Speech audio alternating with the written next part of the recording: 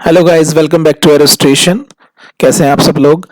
आपका टेस्ट है 27 को। ये वीडियो एक वीक बचा है, उसको देख लीजिए इस वीडियो को, ताकि आप टेस्ट के लिए थोड़ा सा बिल्कुल मेंटली प्रिपेयर हो सकें। इस वीडियो में फिर से बात करने वाले हैं सीबीटी टेस्ट के बारे में। अभी काफी लोगों के क्वेश्चन यही आ रहे हैं कि सर ये सीबीटी टेस्ट क्या होता है, क्या ये 27 को होगा या नहीं।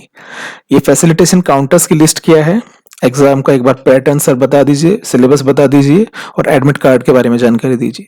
तो इसी पॉइंट्स के हम बात करने वाले हैं।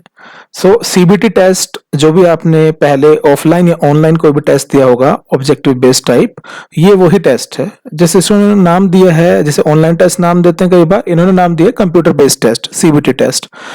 आपके पास मल्टीपल चॉइस क्वेश्चन होंगे। उस चार ऑप्शन में से कोई एक ही बेस्ट ऑप्शन होगा, उसको आप मार्क कीजिएगा। इसका एक बार देख लेते हैं सिलेबस।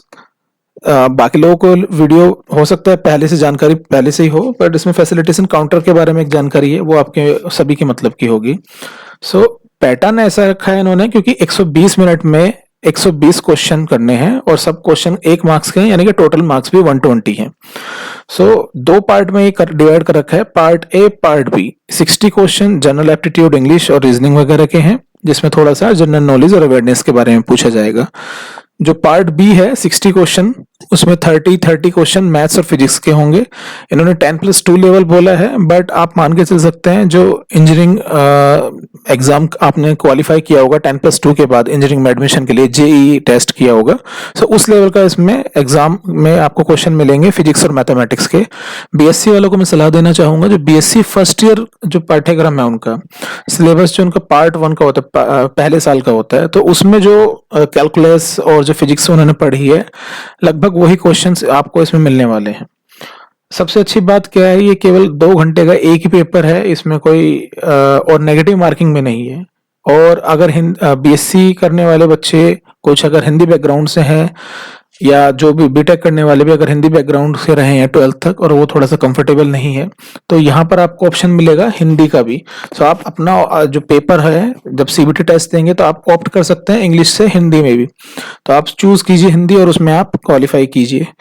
नेक्स्ट बात करते हैं, ये सीबीटी होगा कि नहीं। अभी हमने लास्ट वीक ही बताया था कि सीबीटी की डेट इन्होंने दे दी है 27 जुलाई, लेकिन वो टेंटेटिव डेट है, तो यानी कि फाइनलाइज नहीं हुई है अभी। लेकिन कल एक नोटिफिकेशन आया है, और देखो मैं इसकी वेबसाइट पे जाता हूँ, वेबसाइट पे ये जो एयर ट्रैफिक कंट्रोल्स की वैकेंसी का एडवर्टाइजमेंट दिया था, इसमें इन्होंने 19 तारीख का यानी कल का एक नोटिफिकेशन आया। ये नोटिफिकेशन मैंने कल ही अपने जो टेलीग्राम चैनल है रजिस्ट्रेशन के नाम से, उस पर सर्कुलेट कर दिया था। आज हम देखते हैं इस नोटिफिकेशन में है क्या। तो इसमें इन्होंने फैसिलिटेशन काउंटर्स के बारे में जानकारी दी है। इन्होंने 29 सिटीज में जो फैसिलिटेशन काउंटर्स के बारे में जानकारी दी है, जो जनरली इनके ऑफिस ही हैं, एयरपोर्ट्स अथॉरिटी ऑफ इंडिया के या तो एयरपोर्ट है या फिर इनके जो ऑफिस हैं, तो उसी के एक ऑफिस में ही एक टीम ये बिठाएंगे, ताकि वो लोग आपको हेल्प आउट कर सकें इन केस ऑफ आपको कोई क्वेरी है, आपको कोई डाउट है रिगार्डिंग टेस्ट सेंटर्स। ठीक है। ये एक्टिवेट होंगे फैसिलिटेशन काउंटर 26 जुलाई से, यानी कि सिर्फ एक दिन पहले, और वो भी 4 घंटे के लिए। तो यानी कि ये टेस्ट अब लगभग तय है कि 27 को ये लोग टेस्ट कराने वाले हैं, क्योंकि एक तो रीजन यही था जो हमने लास्ट वीडियो में बताया था कि एटीसी की भारी रिक्वायरमेंट है एयरपोर्ट अथॉरिटी में, इसलिए 400 वैकेंसी इन्होंने फटाफट निकाल के साथ के साथ टेस्ट ले रहे हैं। अब इनका नोटिफिकेशन आ गया है फैसिलिटेशन काउंटर्स का भी। बस अब हमारी उम्मीद है ये कि जो टुमारो यानी कि 21 इवनिंग तक ये आपको हॉल टिकट और एडमिट कार्ड के ये जो लिंक है वो सर्कुलेट कर देंगे, अपनी वेबसाइट पर डाल देंगे, और आपको हो सकता है ईमेल और जो आपका एसएमएस है उसके थ्रू भी आए। तो आप एक्सपेक्ट कर सकते हैं कि कल तक ये एडमिट कार्ड और हॉल टिकट जारी कर दिए जाएंगे। तो आप प्रिपेयर करते रहिए इस एग्जाम के लिए, जैसे हमने पहले बताया था, हमारी लास्ट वीडियोस देख लीजिए। एक preparation how to prepare maths and physics मैंने बनाया हुआ है, उसको काफी लोगों ने देखा है, और उसमें मैंने बुलेट पॉइंट्स रखे हैं कुछ कि क्या चीज आप पढ़िए। इसके अलावा जो फैसिलिटेशन काउंटर से उनका और हेल्प कैसे ले सकते हैं आप। तो फैसिलिटेशन जो काउंटर ये बताए हैं, जब आपका जिस भी कॉलेज में, स्कूल में, जिस सिटी में, किसी भी सिटी में कॉलेज और स्कूल में जो लैब है उसको सीबीटी सेंटर बनाया होगा जहां वो टेस्ट कंडक्ट होगा, तो उन कॉलेज और सिटीज़ की लोकेशन, उनके बारे में जानकारी के लिए ये फैसिलिटेशन काउंटर्स हैं। अगर आप किसी भी चीज़ में फँस रहे हैं, वो नहीं समझ पा रहे हैं एड्रेस को लेके, या फिर उस सिटी में जाने के लिए कि वहाँ के कोविड प्रोटोकॉल्स क्या हैं, या फिर बहुत सारी चीज़ें और हो सकती हैं जो आपके क्यूरी और आपका डाउट हो सकते हैं। तो आप इस इन जो भी उस सिटी का नियरेस्ट टाउन होगा, ये जो फैसिलिटेशन काउंटर होगा, आप उनसे ये जानकारी प्राप्त कर सकते हैं।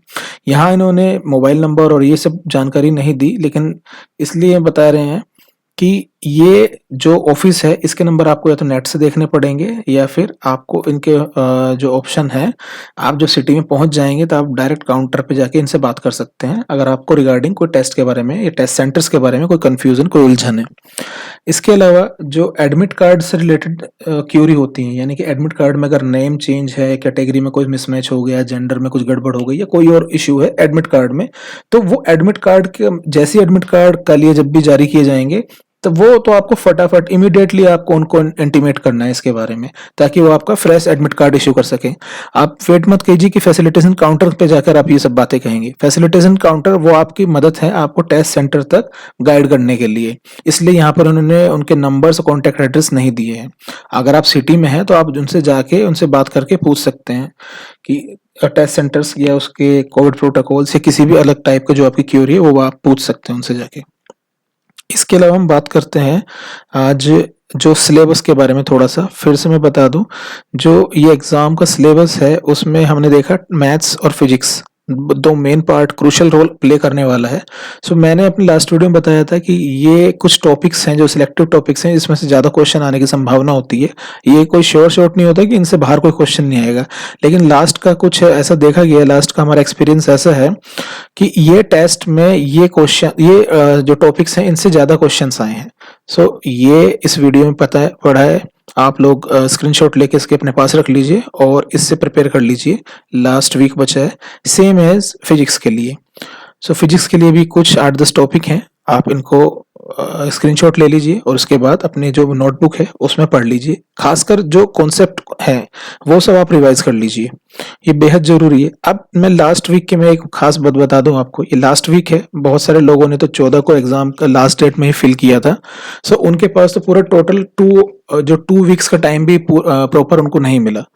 सो सबसे अच्छी बात यही है कि इसमें एग्जाम में बहुत सारे लोग अभी तक हार मान चुके होंगे कि हम ये पेपर नहीं दे सकते, हम क्वालिफाई नहीं कर सकते। अब तो 1 वीक या 2 वीक का हमें टाइम मिल पाया है। अब इसी में सबसे अच्छी बात होती है कि जब लोग खुद ही रेस से आउट हो रहे हैं, यानी कि आपके पास मौके बन रहे हैं, वो अपॉर्चुनिटी आपको कैश करनी है। वो कैसे करनी है? ये लास्ट 5-6 डेज आपके हैं, आप जितना आप रिवाइज कर सकते हैं, ये कॉन्सेप्ट रिवाइज कर सकते हैं मैथ्स और फिजिक्स के, और जो प्रैक्टिस कर सकते हैं, जो पार्ट ए है दैट इज जनरल अवेयरनेस का और रीजनिंग का, मैथमेटिक्स का, 10th वाली मैथमेटिक्स का और इंग्लिश का, वो प्रैक्टिस कर लीजिए 2 to 3 आवर्स। और अपने ये जो कॉन्सेप्ट बताए हैं, मैंने बताया ये जो टॉपिक्स हैं मैथ्स और फिजिक्स के, इनके कॉन्सेप्ट रिवाइज कर लीजिए।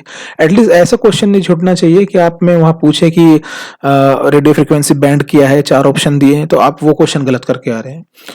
आपने सिर्फ कॉन्सेप्ट ही पढ़ लिया तो मुझे लगता है कि वो भी आपको ये इस बार एग्जाम पास कराने में मदद करेगा, क्योंकि एग्जाम में सभी के पास कम टाइम है, और जो विद्यार्थी, जो स्टूडेंट्स, जो कंपिटिटर्स आपके हैं, वो दूसरे एग्जाम के लिए भी प्रिपेयर कर रहे हैं, तो वो हो सकता है उनका आधा फोकस या ज्यादा फोकस उन एग्जाम पर हो, क्योंकि इस एग्जाम की टाइमिंग उनको कम मिली है। तो हो सकता है वो इतना रिलेटिवली इतना सीरियसनेस के साथ इस एग्जाम को नहीं देंगे। तो आपके पास फ्रेश माइंड से, नेगेटिव मार्किंग नहीं है, मौका है बहुत अच्छा, फ्रेश माइंड से जाइए, एग्जाम को फ्री माइंड होकर दीजिए। फिलहाल 5-6 डेज हैं, प्रिपेयर कीजिए अच्छे से। मैं आपको गुड लक करना चाहूंगा, और फिर से आप इस चैनल पे बने रहिए, यूट्यूब पे हमारे वीडियोस देखते रहिए, कमेंट्स करते रहिए, कोई भी जानकारी चाहिए वो हमसे मांगते रहिए। Bye bye, see you.